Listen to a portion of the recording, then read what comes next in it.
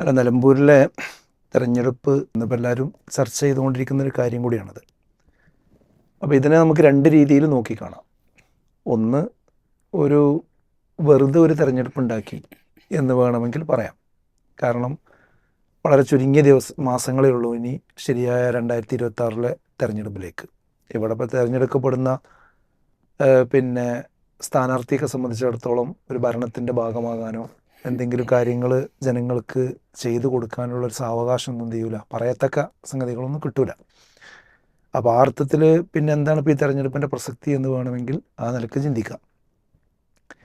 എന്നാൽ ഇതിന് മറ്റൊരു വശം എന്ന് പറയുന്നത് 2026 അടുത്ത നിയമസഭാ തെരഞ്ഞെടുപ്പിൻ്റെ ഒരു മുന്നൊരുക്കമായിട്ട് എല്ലാ അർത്ഥത്തിലും ഈ തെരഞ്ഞെടുപ്പിനെ കാണാൻ സാധിക്കുമെന്നാണ് എനിക്ക് തോന്നുന്നത്.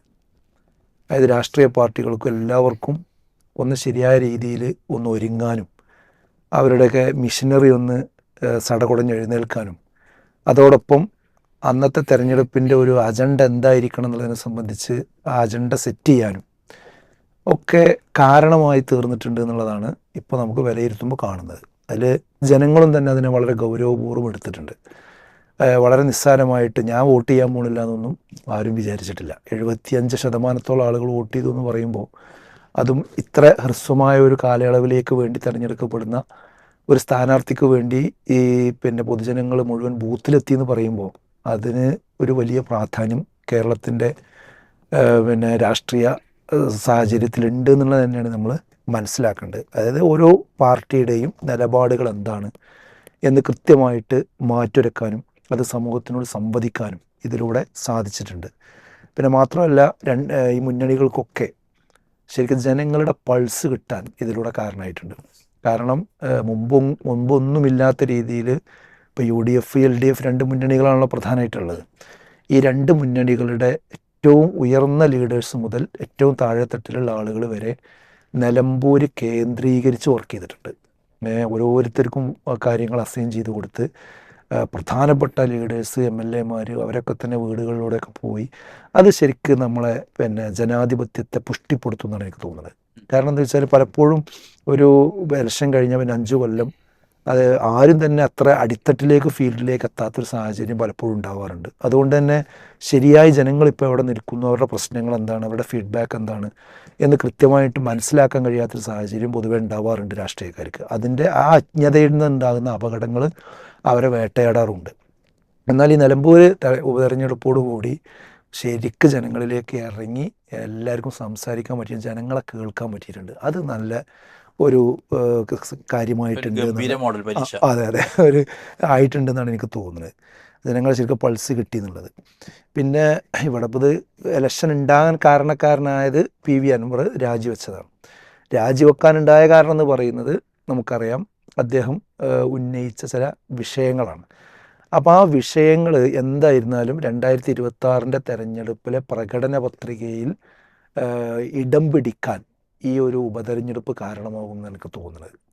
അതിലിപ്പോൾ ഏറ്റവും പ്രധാനമായിട്ട് പോലീസിലെ ഒരു കാവ്യവൽക്കരണത്തെ സംബന്ധിച്ചാണ് അദ്ദേഹം പറഞ്ഞത്. അതുപോലെ തന്നെ ഈ വന്യജീവി പ്രശ്നം, അതിപ്പോൾ ഈ ഇലക്ഷൻ പ്രഖ്യാപിച്ച ശേഷം നടന്നുകൊണ്ടിരിക്കുമ്പോഴൊക്കെ കേരളത്തിൽ അതുപോലുള്ള മരണങ്ങൾ എന്ത് ചെയ്തിട്ടുണ്ട്, ഉണ്ടായിട്ടുണ്ട്. അതുപോലെ തന്നെ മലപ്പുറം ജില്ലയെ പ്രത്യേകം ടാർഗറ്റ് ചെയ്തുകൊണ്ടുള്ള പോലീസിൻ്റെ നീക്കങ്ങൾ, ഇങ്ങനത്തെ കുറച്ച് അടിസ്ഥാനപരമായി ജനങ്ങളെ മനസ്സിൽ എന്നും ഇങ്ങനെ വിങ്ങി നിൽക്കുന്ന കുറച്ച് വിഷയങ്ങൾ ഈ ഒരു കാരണങ്ങൾ കൊണ്ട് എന്ത് ചെയ്തിട്ടുണ്ട്, ഡിസ്കഷൻ വന്നു. പക്ഷെ വേണ്ടതുപോലെ ഡിസ്കസ് ചെയ്യാൻ പറ്റിയിട്ടില്ല.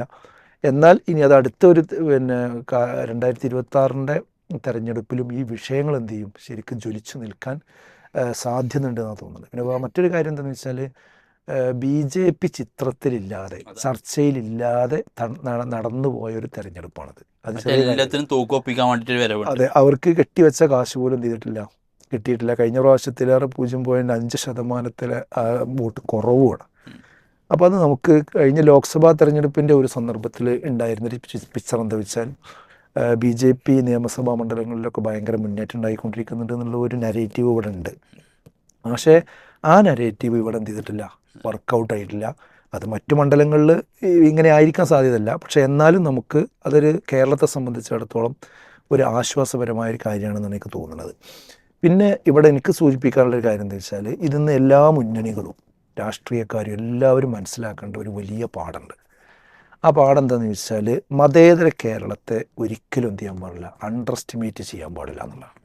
അതായത് മതനിരപേക്ഷത എന്ന് പറയുന്നത് എത്രമേൽ അത് ഊരിയെടുത്താലും നമ്മുടെ കേരളത്തിൻ്റെ മനസ്സിൽ അതുണ്ട്. അതിലൂടെ മാത്രമേ നമുക്ക് വിജയിക്കാൻ കഴിയുള്ളൂ, അതിലൂടെ മാത്രമേ നമുക്ക് സമാധാനം കൊണ്ടുവരാൻ കഴിയുള്ളൂ, അത് നിലനിർത്തുന്നതിലൂടെ മാത്രമേ നമുക്ക് ആരോഗ്യകരമായ ഒരു സമൂഹത്തെ അവിടെ കാണിക്കാൻ കഴിയുള്ളൂ എന്ന സത്യത്തെ ഈ തെരഞ്ഞെടുപ്പ് എന്ത് ചെയ്യുന്നുണ്ട്, ശരിക്ക് വിളിച്ചു പോകുന്നുണ്ട്. അതുകൊണ്ട് ഒരിക്കലും എന്തെങ്കിലും ഒരു ഇക്വേഷൻ ഉണ്ടാക്കിയിട്ട് ആ ഇക്വേഷനിലാണ് രക്ഷപ്പെട്ടു പോകാം എന്ന് ആരെങ്കിലും വിചാരിക്കുന്നുണ്ടെങ്കിൽ അത് ശരിയല്ല എന്നതിൽ വളരെ കൃത്യമാണ്. ഈ മതവും ജാതിയും വർഗീയതയും അതിങ്ങനെ മുഖ്യ വിഷയമായിട്ട് കുറച്ച് കാലമായിട്ട് തെരഞ്ഞെടുപ്പിൽ ഇങ്ങനെ വരുന്നുണ്ട്.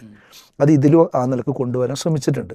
പക്ഷെ ശ്രമിച്ചതൊന്നും എന്ത് ചെയ്തിട്ടില്ല, അതൊന്നും വിജയിച്ചിട്ടില്ല. അതൊന്നും ജനങ്ങൾ പരിഗണിച്ചിട്ടേ അല്ല.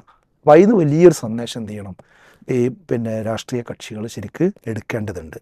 അപ്പോൾ നമുക്ക് പറയാനുള്ളത് എന്താ വെച്ചാൽ, ജീവൽ പ്രശ്നങ്ങളിലേക്ക് എന്ത് ചെയ്യണം, എലക്ഷൻ അജണ്ടകൾ തിരിച്ചു കൊണ്ടുവരണം. 2026 ശരിക്ക് ആ രീതിയിലായിരിക്കണം അതിൻ്റെ അജണ്ട സെറ്റ് ചെയ്യേണ്ടത് എന്നുള്ളതാണ്. അപ്പം കഴിഞ്ഞ നമ്മുടെ ഈ സ്പോട്ട് ലൈറ്റിൽ നമ്മൾ പറഞ്ഞു, കേരളം എപ്പോഴും പ്രളയത്തിന് വിധേയമായി കൊണ്ടിരിക്കുന്ന ഒരു സംസ്ഥാനമാണ്. അപ്പോൾ അങ്ങനൊരു പ്രളയത്തിൻ്റെ സാഹചര്യം വന്നാൽ അതിനെ നമുക്ക് ടാക്കിൾ ചെയ്യാൻ എന്തൊക്കെ മാർഗമുണ്ട്, അതിനടിസ്ഥാനപരമായി എന്തൊക്കെ ചെയ്യണം. ഒരു എക്സാമ്പിൾ ഞാൻ പറയാണ്.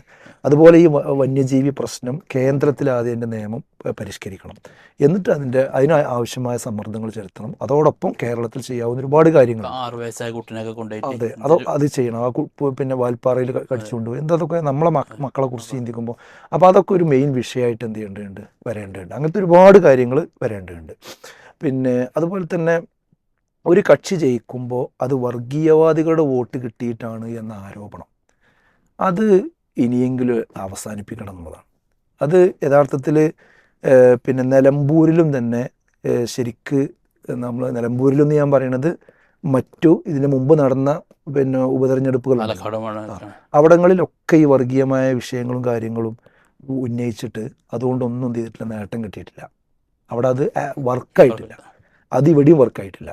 അപ്പോൾ അതുകൊണ്ട് തന്നെ വിജയിച്ചു കഴിഞ്ഞാൽ അതൊക്കെ വർഗീയവാദികളെ വോട്ട് കൊണ്ടാണ് എന്നിങ്ങനെ സ്ഥിരം പറയുന്ന രീതി ഉണ്ടല്ലോ, അത് ഈ വോട്ട് ചെയ്ത മനുഷ്യന്മാരെ അവഹേളിക്കലാണ് ശരിക്കും. വളരെ വിരലിലുണ്ടാവുന്നു. ഇപ്പോൾ ഈ ജമാഅത്ത് ഇസ്ലാമിൻ്റെ കാര്യമാണെങ്കിലും SDP കാര്യമാണെങ്കിലും അവർക്ക് SDP കിട്ടിയ വോട്ടിൻ്റെ എണ്ണം പോടുണ്ട്, കഴിഞ്ഞ വർഷത്തിലേറെ കുറവാണ്. അപ്പോൾ അതുപോലെ തന്നെ ജമാഅത്ത് ഇസ്ലാമിക്കാർ അവർക്ക് വോട്ട് വളരെ കുറവേ ഉള്ളൂ, കുറച്ച് ആളേ ഉള്ളൂ എന്ന് പറയുന്നുണ്ട്. എന്നിട്ടൊരു നല്ലൊരു ഒരു വിജയം നടക്കുമ്പോൾ അതൊക്കെ ഇവരുടെ വോട്ടാണെന്ന് പറയുന്ന സമയത്ത് ഈ വോട്ട് ചെയ്ത ഇവരിലൊന്നും പെടാത്ത ആളുകൾ തന്നെ എന്തായി മോശക്കാരായി മാറില്ലേ, ശരിക്കും അവഹേളിക്കലല്ലേ. അത് ഇനിയെങ്കിലും എന്ത് ചെയ്യേണ്ടതുണ്ട്, ശരിക്കും തിരിച്ചറിയണം. ഇപ്പോൾ ഈ തൃക്കാക്കര തെരഞ്ഞെടുപ്പ് അവിടെയൊക്കെ ഈ ഒരു മോഡൽ കൊണ്ടുവരാൻ ശ്രമിച്ചിട്ടുണ്ട്. ഒരു പ്രത്യേക സമുദായത്തിൽപ്പെട്ട ആളുകൾ കൊണ്ടുവരാൻ ശ്രമിച്ചു, പക്ഷെ അവിടെ വിജയിച്ചില്ല. പുതുപ്പള്ളിയിൽ ശ്രമിച്ചു, വിജയിച്ചില്ല. പാലക്കാട് ആ നിലക്കുള്ള ശക്തമായ ഇതുണ്ടായി, അവിടെ അത് നടന്നില്ല. അതേപോലെ തന്നെ അതിൻ്റെ തുടർച്ചയാണ് ശരിക്ക് നിലമ്പൂരിൽ നമുക്ക് കാണാൻ പറ്റിയത്. അപ്പോൾ ഇവിടെ ക്രിസ്ത്യൻ വിഭാഗങ്ങളുടെ വോട്ട് കീശയിലാക്കാൻ വേണ്ടിയുള്ള ശ്രമങ്ങൾ എന്ത് ചെയ്തിട്ടുണ്ട്, ഉണ്ടായിരുന്നു. പക്ഷെ അതെന്ത് ചെയ്തില്ല, വിജയിച്ചിട്ടില്ല. അവിടെ ഒന്നും എന്ത് ചെയ്തിട്ടില്ല. അത് BJPക്ക് അനുകൂലമായിട്ടുണ്ടാവും എന്നാണ് വിചാരിച്ചത്, പക്ഷെ അത് നടന്നിട്ടില്ല. അപ്പോൾ ഇവിടുത്തെ ക്രിസ്ത്യാനികളാകട്ടെ, ഹൈന്ദവരാകട്ടെ, മുസ്ലിങ്ങളാകട്ടെ, അവർ ശരിക്കും മതനിരപേക്ഷ മനസ്സോടുകൂടി തന്നെയാണ് എന്ത് ചെയ്യണത്, കാര്യങ്ങളെ വീക്ഷിക്കുന്നത് എന്നുള്ളതിന് ഒരു അടയാളമായിട്ട് നമുക്ക് ഈ ഇലക്ഷനെ കാണാൻ പറ്റുമെന്നാണ് എനിക്ക് തോന്നുന്നത്. പിന്നെ ഇതിൽ വേറെ ഒരു വിഷയം എന്താ വെച്ചാൽ, ഇപ്പോൾ ഇതിൽ ചർച്ചയായൊരു പ്രധാനപ്പെട്ട ഈ വർഗീയമായ വിഷയത്തിൽ വന്നത് ജമാഅത്ത് ഇസ്ലാമിയായിട്ട് ബന്ധപ്പെട്ട കാര്യമാണ്, വെൽഫെയർ പാർട്ടിയായിട്ട് ബന്ധപ്പെട്ട വിഷയമാണ്. അത് പറയുമ്പോൾ അത് നമ്മൾ മനസ്സിലാക്കി പോകേണ്ടത് എന്താണെന്ന് വെച്ചാൽ, ഈ വെൽഫെയർ പാർട്ടിയെ അല്ലെങ്കിൽ ജമാഅത്ത് ഇസ്ലാമിയെ കൂട്ടിപ്പിടിച്ചത് തെറ്റാണെങ്കിൽ അത് രണ്ട് മുന്നണിയും ചെയ്തിട്ടുണ്ട്. അത് ശരിയാണ് ചെയ്തതെങ്കിൽ ആ ശരി രണ്ടു കൂട്ടരും ചെയ്തിട്ടുണ്ട്. അതുകൊണ്ട് അത് വെച്ചുകൊണ്ട് എന്ത് ചെയ്യേണ്ടതില്ല, അത് ജനങ്ങൾക്കും മനസ്സിലായിട്ടുണ്ട്. അതിങ്ങനെ ഒരു പുകമറയാണ്, തരാതരം ഉപയോഗിക്കുകയാണ് എന്നുള്ള സംഗതി ശരിക്കും മനസ്സിലായിട്ടുണ്ട്. അപ്പോൾ അതിൽ നിന്ന് ഇനി പഠിക്കേണ്ട ഒരു പാഠം എന്താ വെച്ചാൽ, അത് ഇപ്പോൾ ഈ പ്രാവശ്യം LDF ആണ് വിഷയം എന്ത് ചെയ്ത് വല്ലാതെ ഉന്നയിച്ചു കൊണ്ടുവന്നത്. അതിനെ ഈ ഒരു ഭാഗത്ത് RSS, ഒരു ഭാഗത്ത് ജമാഅത്ത് ഇസ്ലാമി എന്ന രീതിയിൽ ഇങ്ങനെ വെച്ചിട്ട് രണ്ടും ഒന്നും ഇവിടെ ശരിക്കും ഭരിച്ചുകൊണ്ടിരിക്കുന്ന പാർട്ടിയാണ്. അവർ എല്ലാ അർത്ഥത്തിലും ഫാസിസ്റ്റ് ചിന്താഗതി ഇവിടെ സമൂഹത്തിൽ അവരുടെ ഭരണ സൗകര്യങ്ങൾ ഉപയോഗപ്പെടുത്തി എല്ലാ ഭാഗത്തും അടിച്ചു കയറാണ്. സിലബസിലാകട്ടെ, നീതിപീഠങ്ങളിലേക്കാകട്ടെ ജുഡീഷ്യറി അതുപോലെ മാധ്യമങ്ങൾ എല്ലാം വിലക്കെടുത്തൊരു വലിയ കരാളഹസ്തമായി മാറിക്കൊണ്ടിരിക്കുകയാണ്. എന്നാൽ ഇവരെ സംബന്ധിച്ചിടത്തോളം എന്താണെന്ന് വെച്ചാൽ ആ ഒരു സാഹചര്യം പോയിട്ട് അങ്ങനത്തെ അവസ്ഥയ്ക്കില്ല. ആശയപരമായി അവരിൽ പ്രശ്നങ്ങളുണ്ട്, ആ പ്രശ്നം നമ്മളും അഡ്മിറ്റ് ചെയ്യുന്നുണ്ട്. അത് നിലനിർത്തിക്കൊണ്ട് തന്നെയാണ് നമ്മൾ പറയുന്നത്. ഇത് രണ്ടും ഇങ്ങനെ സമീകരിച്ച് സംസാരിക്കുന്നത് ഒരിക്കലും അത് ജനങ്ങൾ ഉൾക്കൊള്ളാൻ പോകുന്നില്ല എന്നുള്ള സത്യം എന്ത് ചെയ്യേണ്ടതുണ്ട്, ശരിക്കും തിരിച്ചറിയേണ്ടതുണ്ട്. അതാണ് അതിൽ ഒരു പ്രധാനപ്പെട്ട കാര്യം. പിന്നെ മറ്റൊരു കാര്യം എന്ന് പറയുന്നത് എന്താ വെച്ചാൽ പിന്നെ ഇടതുപക്ഷത്തിന് ഇനി ഒരു തിരുത്തണമെന്ന് എനിക്ക് തോന്നിയൊരു കാര്യം, അതായത് ഇവരെ മുൻനിർത്തിക്കൊണ്ട് ഈ ജമാഅത്തെ ഇസ്ലാമിയെ പോലുള്ള സംവിധാനങ്ങളെ ഒരു നാട്ടക്കുറിയായി നിലനിർത്തിക്കൊണ്ട് പിന്നെ ന്യൂനപക്ഷങ്ങൾ പിന്നെ മൊത്തത്തിൽ അടച്ചാക്ഷേപിച്ച് പറയുന്ന കുറേ സംഗതികളുണ്ട്. ആ പറച്ചിലുകളുടെ ഉദ്ദേശം എന്താണെന്ന് വെച്ചാൽ ഭൂരിപക്ഷ സമൂഹത്തിൻ്റെ ഒരു ഏകീകരണമാണ്. അതായത് ഇവിടെ BJP മുമ്പ് ന്യൂനപക്ഷങ്ങൾക്കെതിരും അതുപോലെ മുസ്ലിം സമുദായത്തിനെതിരിലും പറഞ്ഞിരുന്ന കാര്യങ്ങളെ ഇവരെക്കുറിച്ച് പറയുന്നു എന്നുള്ള രൂപത്തിലൊരു ഭീതി, ഇവർ വന്നു കഴിഞ്ഞാൽ ഇവർ ഭരിക്കും, ഇവർ ഇസ്ലാമിക ഭരണം കൊണ്ടുവരും, നിങ്ങളെ കടിച്ച് പുറത്താക്കും, നാശാക്കും എന്ന് മുസ്ലിങ്ങൾ ഭരിക്കും എന്ന് പറയുന്നതിന് പകരം ഇവർ കൊണ്ടുവരുന്നവരെ. അപ്പോൾ ഇവരെ മുന്നിൽ വെക്കുന്നതോടുകൂടി മറ്റു മുസ്ലിം സംഘടനകളാരും എന്ത് ചെയ്യൂല, ഇതിനെതിരെ രംഗത്ത് വരില്ല. അത് ജമാഅത്ത് ഇസ്ലാമിനെ പറ്റി പറയല്ലെന്ന് വിചാരിക്കും, ആ ഒരു ആനുകൂല്യം കിട്ടും.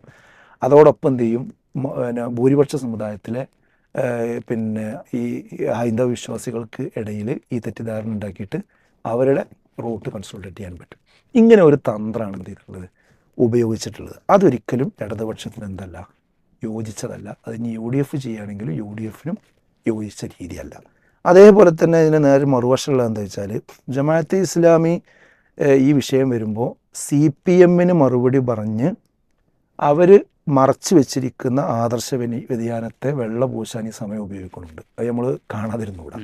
അതും ശരിയല്ല, അതും ശരിയല്ല. അതായത് ജമാഅത്ത് ഇസ്ലാമി ശരിക്കും ചെയ്യേണ്ടത് എന്താ വെച്ചാൽ അവരുടെ മൗദൂദ് സാഹിബ് എഴുതി വെച്ച കാര്യങ്ങൾ ഒരുപാടുണ്ട്. ആ കാര്യങ്ങൾ പൂർണ്ണമായിട്ട് എന്ത് ചെയ്യേണ്ടതുണ്ട്, അത് അവർ പറയാറുള്ളത് എന്താ വെച്ചാൽ ഞങ്ങളെ പിന്നെ പ്രമാണങ്ങൾ ഖുർആനും സുന്നത്തുമാണ് എന്നാണ് പറയുക.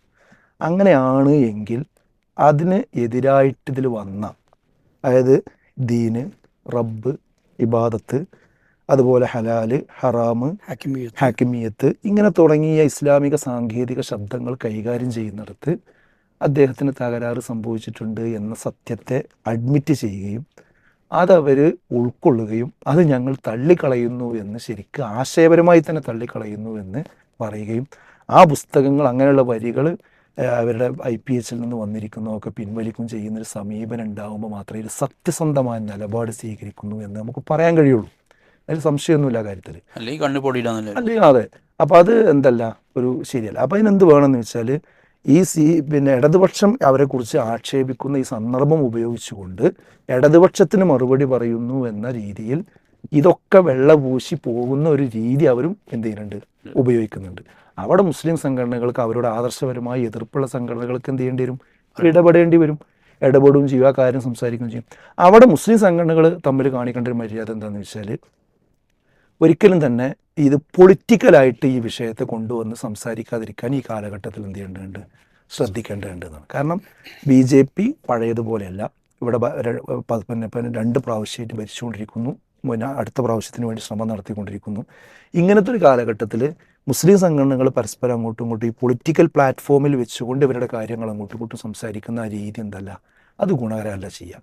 എന്നാൽ മുസ്ലിം സംഘടനകൾ തമ്മിലുള്ള ഇതുപോലെയുള്ള ഞാൻ നേരത്തെ പറഞ്ഞ സാങ്കേതിക ശബ്ദങ്ങൾ, വിഷയങ്ങൾ, ആശയപരമായ വിഷയങ്ങൾ അത് അതിൻ്റേതായ പശ്ചാത്തലത്തിലും പിന്നെ പ്ലാറ്റ്ഫോമിലും എന്ത് ചെയ്യേണ്ടതുണ്ട്, ശക്തമായി സംസാരിച്ചു കൊണ്ടിരിക്കും, തിരുത്തിക്കൊണ്ടിരിക്കും ചെയ്യുക എന്നുള്ളത്. അത് ചെയ്യുമ്പോഴേക്ക് അത് ഇസ്ലാമോഫോബിയാണ്, ഈ സമയത്ത് ഇങ്ങനെ പറയാൻ പാടുണ്ടോ എന്ന് ചോദിച്ച് വരുന്ന ഒരു രീതി അത് ജമാഅത്ത് ഇസ്ലാമി ആയാലും ശരിയല്ല, വേറെയുള്ള സംഘടനകളായാലും ശരിയല്ല.